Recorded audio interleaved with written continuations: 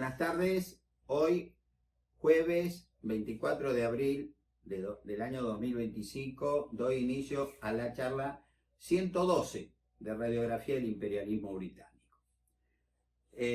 Bien, el año 1839, aparte que sigue el bloqueo francés,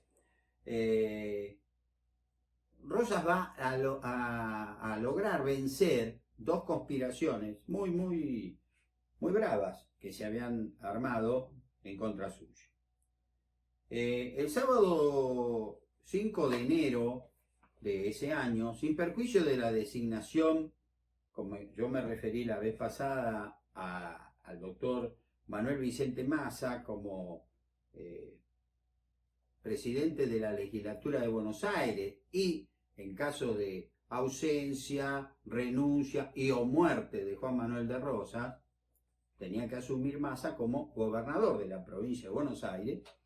Ese día, Massa, fíjense el poder que este hombre llegó a tener, fue nombrado presidente de la excelentísima Cámara de Justicia de la provincia de Buenos Aires. O sea que era sumamente importante, y para ser sumamente importante en el segundo gobierno de Juan Manuel de Rosas, evidentemente tenía que tener un alto concepto el gobernador de su persona.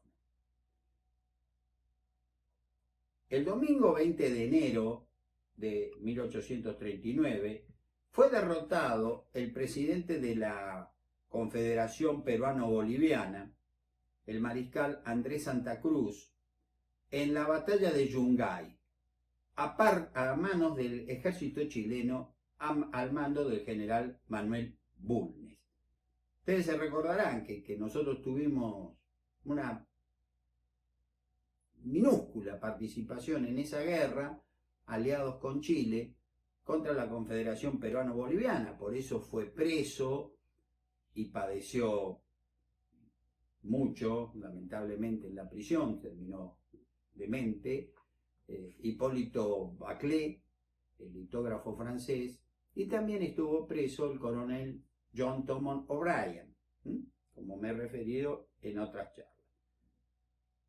Al llegar la noticia de la victoria chilena en Yungay, bueno, acá se festejó, ¿viste? medio risueñamente, porque nosotros prácticamente no participamos.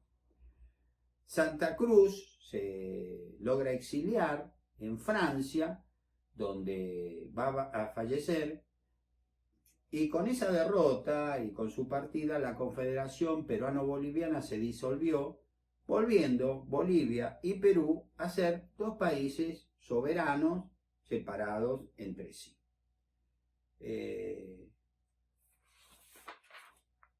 El domingo 31 de marzo se libró la batalla de Pago Largo entre el gobernador entrerriano, el brigadier Pascual Echagüe, a quien Rosas apoyó con equipos y hombres, y la de su par correntino, Genaro Verón de Astrada, quien, al ser invadida su provincia, retrocedió hasta el arroyo de Pago Largo, donde se libró una de las batallas más sangrientas de las guerras civiles, en la que murieron 2000 correntinos, siendo degollados unos 800 prisioneros.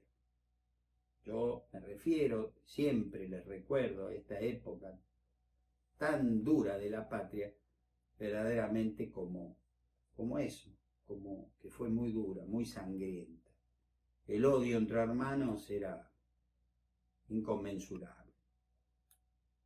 El caballo del gobernador correntino Genaro Verón de Astrada rodó por un tiro de boleadoras y fue muerto a lanzazos. Según una tradición, uno de los oficiales de Echagüe, el general Justo José de Urquiza, ordenó cortar una tira de la piel de su espalda para hacer una manea para el caballo que le obsequió Juan Manuel de Rosas. Hilario Ascasubi, en el poema Isadora, recuerda este salvajismo de este modo.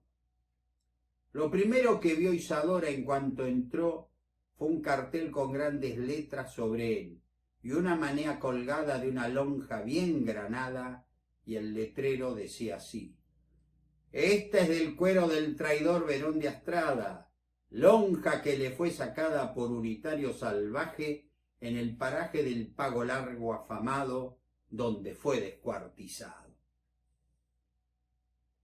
Esto ocurrió. El lunes 23 de abril, luego de estar confinado en Luján,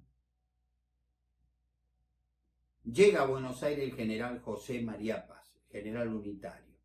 Este general, que como ustedes recordarán, fue ascendido a las pocas horas de terminar la batalla de Ituzaingó, el 27 de febrero de 1827, junto con el general Juan Galo de Lavalle, por el comandante en jefe del Ejército Republicano de Observación, o Ejército Argentino, el general Carlos de Alvear. La batalla en la que tanto Lavalle y Paz desobedecieron a Alvear en todo lo que éste les ordenó, y al desobedecerle ganaron la batalla con la que ganamos la guerra al Brasil. Victoria infructuosa porque en definitiva los verdaderos vencedores fueron los británicos al crear el estado de Montevideo, hoy la actual República Oriental del Uruguay. Recordarán que estando en guerra civil, Paz se confunde con una partida que tenía las lanzas unas tiras blancas, creyendo que eran propia tropa y no, eran federales. Con un tiro de boleadora cayó su caballo, no pudo escapar, estuvo detenido muchos años en Santa Fe, luego pasó a Luján, ¿no es cierto?, donde se entretenía haciendo jaulitas para pajaritos y esbozando lo que luego van a ser sus memorias póstumas, que son verdaderamente un deleite por la frescura, por la amabilidad con la que fue escrito. Y quiero decir amabilidad porque él a sus propios enemigos o adversarios los trató bien. Por ejemplo, no habló nunca peyorativamente de la figura del brigadier Juan Facundo Quiroga. Ahora la cárcel, la nueva cárcel después de Santa Fe y Luján, es la ciudad de Buenos Aires. Como yo digo acá en una nota de la obra, luego de 4 años de prisión en la villa de Luján, en abril de 1839 se le otorga una libertad vigilada en la ciudad de Buenos Aires, bajo juramento de mantenerse apartado de cualquier conjura y o oposición al gobernador Juan Manuel de Rosas. A poco de llegar a Buenos Aires fue convocado a la mansión de San Benito de Palermo, y si bien Rosas no lo recibió, para su alegría, pensó que éste lo había espiado detrás de unos grandes cortinados de terciopelo rojo de la sala. Y en sus memorias, José María Paz reconoció que pasó un momento muy, pero muy agradable con Manuelita Rosa, que le demostró gran distinción y respeto, tratándolo como un viejo amigo, lamentando que Tatita, Juan Manuel de Rosas, por cuestiones del gobierno, no lo hubiera podido saludar en ese momento. Vuelvo a repetir, la figura de Manuelita Rosas fue muy querida, muy respetada por todos, por unitarios y federales. Por los federales sin comentarios, pero los unitarios la respetaban, como diciendo, es una excelente persona, no tiene nada que ver con el padre. Ahí terminaba la cosa. Bueno, seguimos con este pequeño raconto de lo que ocurrió en 1839. Ese mismo mes, en abril, el general Tomás de Iriarte y el coronel Manuel de Olazábal, ese granadero tan querido, tan apreciado por San Martín que yo, en lo particular, considero que él le dio el trato del hijo varón que no tuvo, ¿no? Porque Manuel de Olazábal se tomó algunas atribuciones graciosas, si se quiere, con San Martín, que él a nadie le hubiera permitido que lo hubiera hecho. Pero con Manuel de Olazábal, una gran persona, hoy lo miraríamos un gran tipo, valiente como poco, leal como poco, pero al mismo tiempo un chico, porque era muy jovencito, que se tomó algunas atribuciones con el general San Martín y que luego de mirarlo, me imagino, con ojos risueños, se las permitió, sabiendo que eso no era faltarle el respeto, ojo, no era faltarle el respeto. Él sabía del cariño, de la admiración que Manuel de Olazábal sentía por él y por eso se las permitió. Repito, entonces, el general Tomás de Iriarte y el coronel Manuel de Olazábal comienzan en Montevideo a organizar la Legión Argentina, un grupo de exiliados para derrocar a Juan Manuel de Rosas.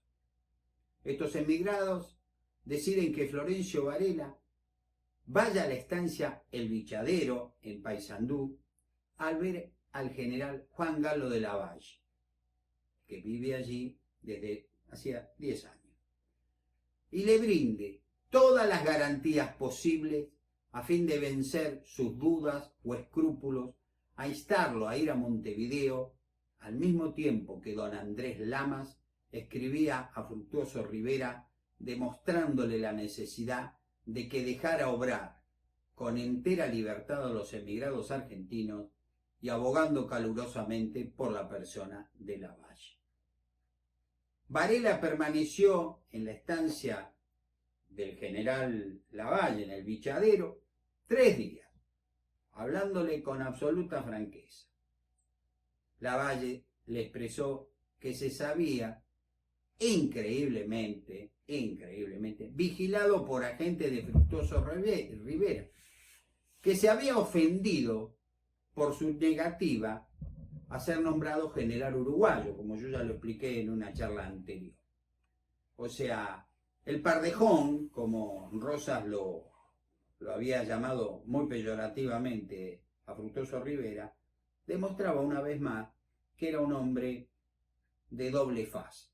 Él le debía el gobierno a Lavalle y sin embargo ahora lo espiaba, porque hoy contigo, mañana con otro, había enfrentado a Rosas, con Genaro Verón de Astrada, y ahora se retiraba, y de pronto, ¿por qué no ser amigo de Rosas? Qué cosa, ¿no? Cómo la gente va de un lado a otro con una amplitud de criterio, en fin. Eso lo hemos visto contemporáneamente, ¿no? En nuestro país. Hoy estoy con vos, mañana estoy con el otro. Nada nuevo bajo el sol, como dijo el sabio rey de Israel, Salomón. Lavalle, especialmente por su mujer y sus chicos, no quiere participar ya tuvo muchas peleas en su vida, pasó más de la mitad de su vida luchando. Le gusta estar en tareas del campo, con su familia, con su esposa, con sus hijos, pero Varela le insiste y le va, como se dice, comiendo la cabeza. Al fin, lo convence y Lavalle depone su actitud, partiendo a los pocos días hacia Montevideo, alcanzándolo poco tiempo después su familia. Su mujer está resignada, no enojada, sabe que se ha casado con una especie de Aquiles, no puede detenerlo. Y entonces, ¿qué es lo que mejor puede hacer? Acompañarlo. Y así lo acompaña, aunque contiene presentimientos muy, muy malos. Y los mismos se van a cumplir. Al llegar, los emigrados lo congratulan, Pero la indiferencia del presidente Fructuoso Rivera ratifica su pensamiento. Le hace pensar que algo podrido huele en Dinamarca, expresión que todos conocemos del personaje principal de la obra de William Shakespeare, Hamlet. Y comprueba Lavalle que sus sospechas en su estancia al Bichadero son ciertas. Fructuoso Rivera, evidentemente, está en una tarea vergonzosa de congraciarse con Juan Manuel de Rosas. Nada nuevo bajo el sol. A fines de 1839, Rosas va a conjurar la mayor y peligrosa obra realizada para derrocarlo y fundamentalmente para asesinarlo. Y ahora les voy entonces, queridos amigos, a contarles cómo se conjuró la llamada conspiración de masa. Los agentes de este plan lo creían tanto más realizable cuando entraban ya en él algunos militares, muy principalmente el coronel don Ramón Massa, joven de valor, de crédito y que ofrecía las más bellas esperanzas. Yo sabía positivamente de qué se trataba, pues que se obraba con tan poca reserva que he creído que ha caído en un estrado delante de dos señoras, hacer mención de los puntos más reservados sin la menor precaución. Estoy leyendo castellano antiguo y a veces uno se traba. Tuvieron tan poca prudencia los conspiradores que de esto se hablaba, no digo en todo Buenos Aires, pero en bastantes lugares en forma bastante abierta. Ya vas a ver dentro de poco, Rosa, chao, es pasado, o lo vamos a matar, o bla, bla, bla. Y hablaban, y hablaban. Rosas tenía espías en toda la ciudad. Y a veces ocurre que la gente muy poderosa habla imprudentemente frente a un esclavo, frente a un mozo de un café, como si esta gente no existiera. Y esa gente existía, y esa gente escuchaba, y esa gente contaba, porque eran leales a Juan Manuel de Rosas, que algo se estaba tramando. Rosas va a ser advertido por diferentes conductos de que algo muy, muy bravo en su contra se está pergeñando. Cuando yo hice notar esta informalidad, me dijo el amigo a quien me había dirigido que las señoras eran de toda confianza, estas señoras que estuvieron hablando. Y tenía razón, porque no fueron señoras las que traicionaron a sus amigos y a la libertad, sino personas del sexo que se dice fuerte, es decir, los hombres. Con la indiscreción que acabo de señalar, se cometían cientos, ¿no? O sea, todo el mundo hablaba. De modo que el secreto de la conjuración estaba en miles de bocas. Es portentoso que Rosas no la descubriera antes y, en mi modo de ver, nada prueba más que el sentimiento de oposición era sincero y noble el motivo que lo producía, que el no haber sido revelado antes. Esto, el que lo escribió, fue en sus memorias póstumas el recientemente nombrado general José María Paz. Él, que era un preso político en la ciudad de Buenos Aires, sabía que se venía una conjura que podía llegar a terminar con el asesinato de Juan Manuel de Rosas. Paz lo sabía, Rosa también lo sabía. Pero ven, cosas así, se hablaba de algo tan peligroso, de algo tan difícil de realizar, con una libertad, si se me quiere, me permiten la expresión, suicida. Aconteció que un grupo de jóvenes idealistas porteños, inspirados por el gran Esteban Echeverría, considerado que debían remover el poder de Rosas a como diera lugar, pues su tiranía, que era cada vez más palpable, y el despotismo que de ella emanaba no tenía fin. He creído justo rescatar del olvido a la mayoría de estos jóvenes, porque yo siempre voy a tener hacia la juventud, porque alguna vez lo fui, el mejor de los conceptos. Los jóvenes pueden cometer errores y pueden hasta tomar caminos equivocados, con los cuales de pronto yo no comparto. Pero sí, siempre voy a valorar que el joven se juega entero por sus ideales. Cuando uno va creciendo ya de pronto, bueno, a ver, me conviene, yo estoy bien, mejor no meterse. El joven no, el joven arremete. Acá y en toda la historia del mundo. Entonces yo, por orden alfabético, he querido recordar a estos partícipes, a estos hombres que comenzaron la llamada conspiración de Massa. Santiago Albarracín, Diego Arana, José Barros Pasos, Benito Carrasco, Pedro Castelota, Rafael y Jorge Corbalán, Carlos Eguía, José María Ladines y su esposa Mercedes Rodríguez, Carlos Lamarca, José María Lozano, Jacinto Rodríguez Peña y Carlos Tejedor, entre otros.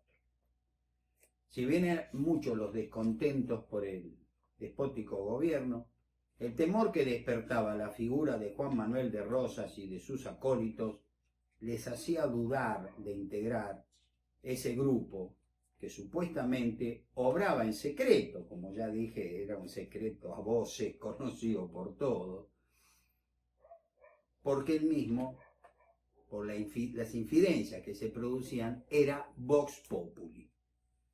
Por esta razón, no ingresaron a esa asociación secreta muchos porteños. Y así, cuando estos pensaban que nada lo lograría, se les acercó José Lavalle, hermano del general Juan Galo de Lavalle, quien se había enterado de sus sueños de libertad, expresándoles que el coronel Ramón Massa, hijo del doctor Manuel Vicente Massa, pensaba como ellos. Es decir, la persona, el número 2 de la provincia de Buenos Aires, el doctor Manuel Vicente Massa, su hijo, coronel, en actividad, con mando de tropa, pensaba igual que ellos. Basta de Rosas, esto tiene que terminar. Y que este hombre, el coronel Ramón Massa, estaba reuniendo tropas y convenciendo a militares para que se juntasen, ¿no?, para derrocar a Rosas, porque lo veían flaquear. El problema con Francia ya tenía una cierta duración, había un malestar económico muy grave, era el momento de derrocarlo. Sí, lo vamos a derrocar. Bueno, Massa, el coronel Ramón Massa, llega a Buenos Aires en uso de licencia para casarse con Rosita Fuentes Arguibel, sobrina de Encarnación Ezcurra, fíjense, y a su vez cuñada del hijo de Juan Manuel de Rosas, Juan Bautista Rosas, que se había casado con Mercedes Fuentes Arguibel. Es decir, lo mejor de lo mejor de el grupo federal rosista. ¿Sí? El coronel Ramón Massa viene del interior de Buenos Aires a casarse con la cuñada del hijo de Rosas. Ya está.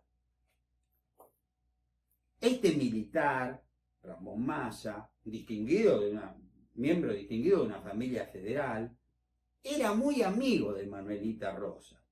y asiduo concurrente a las reuniones sociales que se realizaban en San Benito de Palermo.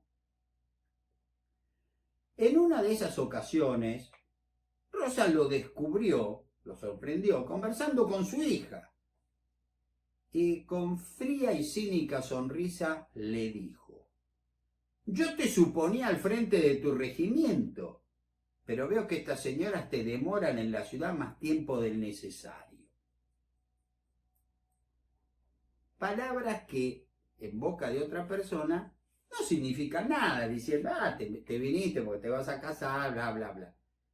Pero yo te suponía al mando de tu regimiento. ¿Qué estás haciendo acá en Buenos Aires tanto tiempo? Porque te entretienen las señoras, entre ellos su hija. Cuando se retiró, Manuelita le comenta a su padre que se encontraba en Buenos Aires, pues se va a casar con Rosita Fuentes Arguibel, hermana de su cuñada. Respondiéndole Rosas, quien lógicamente ya estaba enterado de la conjura, pero también de ese enlace, estas palabras: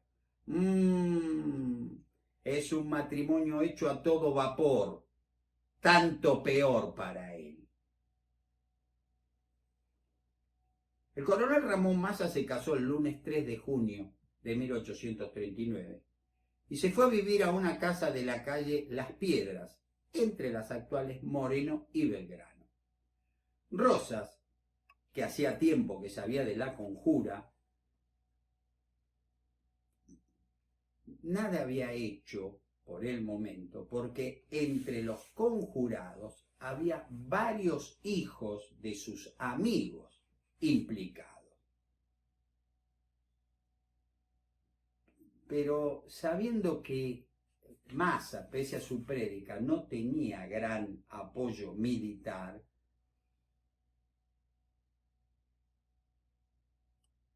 lo dejó hacer un tiempo hasta que, recibiendo otras noticias, comenzó a alarmarse.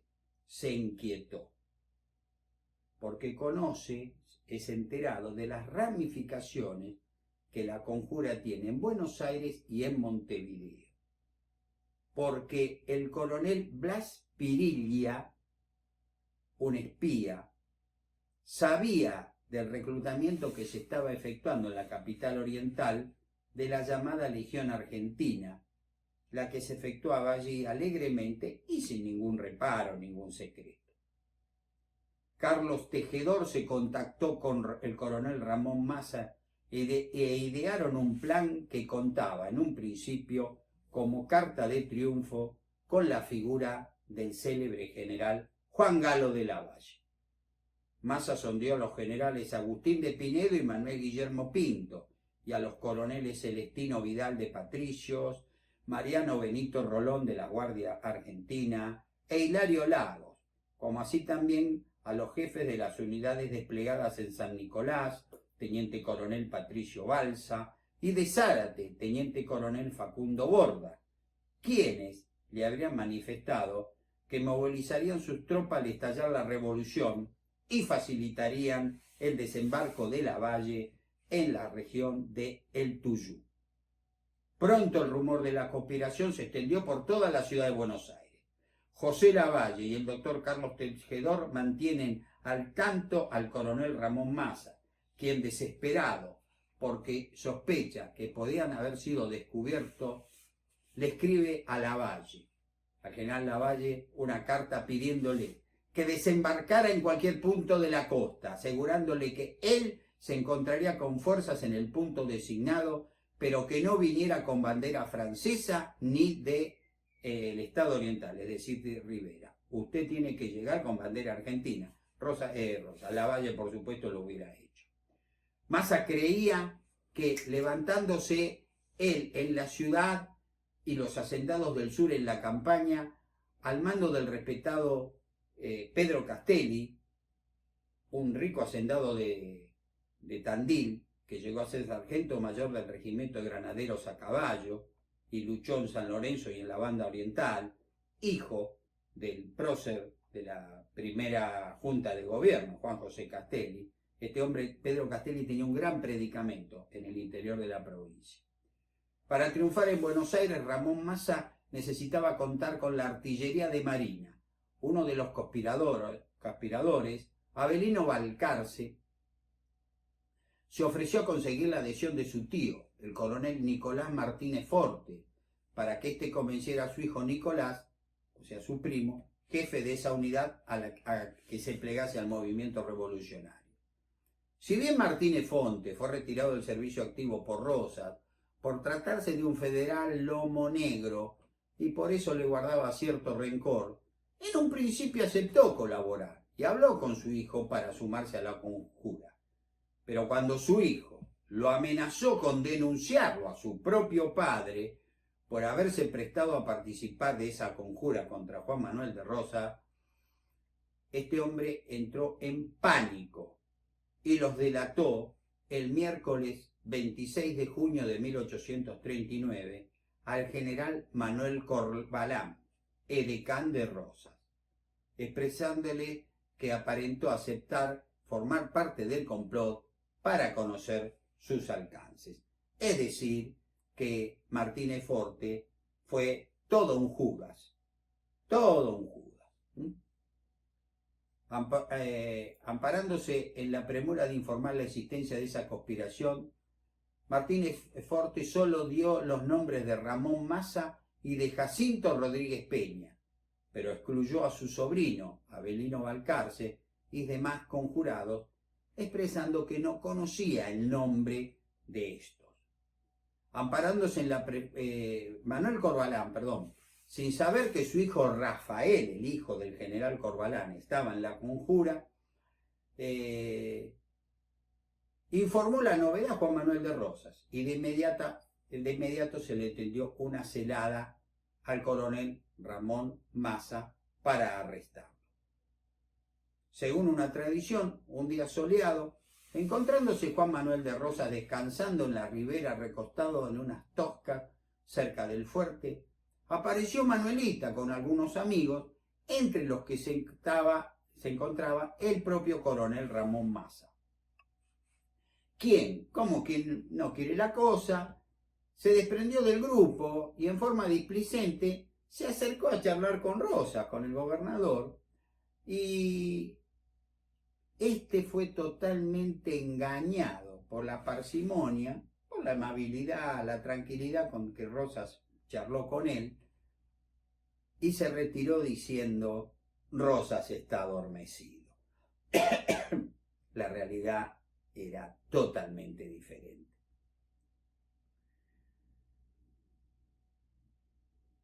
Massa le contó a unos amigos que le parecía que era seguido por un changador, y temiendo que se supiera algo de la conspiración, consideró que era una buena idea marchar de inmediato a Tapalqué y sublevar a las fuerzas del coronel Nicolás Granada y tomar el mando de la insurrección que se iba a desatar en el sur de la provincia, al sur del Salado. Al retornar a su casa, su mujer le entregó un sobre lacrado enviado por el general Manuel Corvalán, por el que se le ordenó pasar ahora mismo por la Contaduría General a recibir la partida de los sueldos de junio de la división Tapalqué. Y sin sospechar nada, fue allí, lugar donde fue arrestado, y aturdido por lo acontecido, logró escribirle una breve nota a su esposa expresándole: voy preso a la cárcel, mi conciencia está tranquila y debes tú estarlo, porque de émulos nada temo, ni tú debes temer. Mandame ropa y mi poncho, porque esto será muy frío. Enterado del arresto, su padre, Manuel Vicente Massa, fue a ver a Manuel Guerrico, quien le dio la espalda. Guerrico era socio de Rosas en Los Saladeros. Por lo que marchó a lo de Juan Nepomuceno Terrero, otro gran amigo suyo, que también lo era de Rosas, era un amigo común, a quien suplicó, fíjense, Vicente Massa, el hombre designado prácticamente gobernador, que reemplazaba a Rosas si a este le pasaba algo, el miedo que tenía No se animaba a ir solo, a ir a verlo a Rosas. Decirle, ¿por qué han detenido a mi hijo? No se animó. Por Dios, qué pusilánime, ¿no?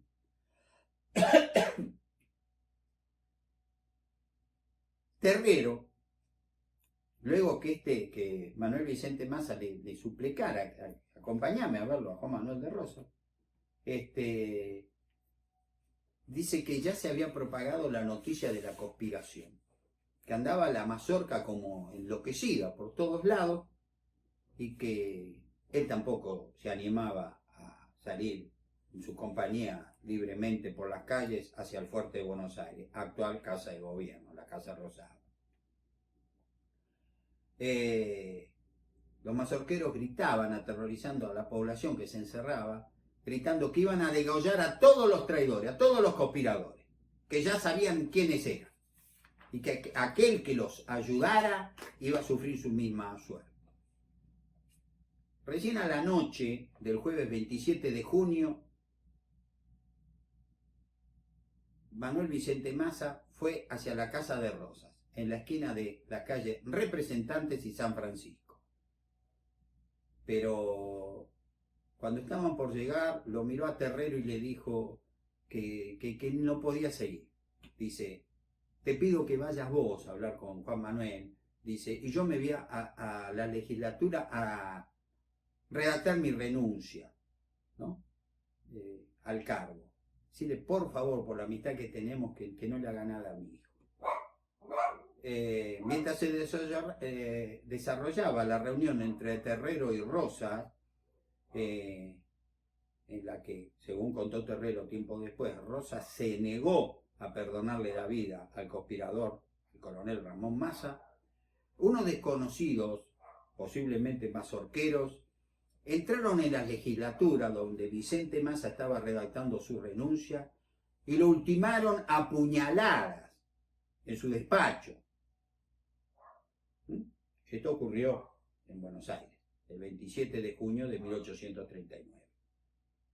El doctor Manuel Vicente Massa, presidente de la Cámara de Representantes, de los más íntimos amigos de Rosas, cae bajo el puñal de la mazorca, en el mismo local de la legislatura y en momentos en que se disponía a redactar su renuncia, porque ya veía muy insegura su situación, como que venía siendo acosado por los tumultos del populacho, enardecido por las noticias de haberse descubierta la conjuración. Esto es de la obra de Juan Bautista Selva, El grito de Dolores. En carta al gobernador santafesino Juan Pablo López, del domingo 7 de julio de 1839, Rosas expresó que se enteró del asesinato del doctor Manuel Vicente Massa por la exaltación de unos federales que lo vieron entrar en la legislatura, mientras él conversaba con Terrero en su casa. En la madrugada del viernes 28 de junio, es decir, al otro día, sabiendo del asesinato de su padre y que sería fusilado en unos minutos, el coronel Ramón Massa le escribió a su esposa una breve nota que decía: mi querida Rosita, en estos momentos me intiman que muera. ¡Qué fatalidad! Un curioso silencio. Muchos historiadores argentinos que han criticado con razón, el fusilamiento del coronel Manuel Dorrego por orden del general Juan Galo de Lavalle en Navarro el 13 de diciembre de 1828, argumentando que que Dorrego no tuvo oportunidad de defenderse en un juicio, guardan, en este caso, un sospechoso y complaciente silencio, que me permito calificar de curioso.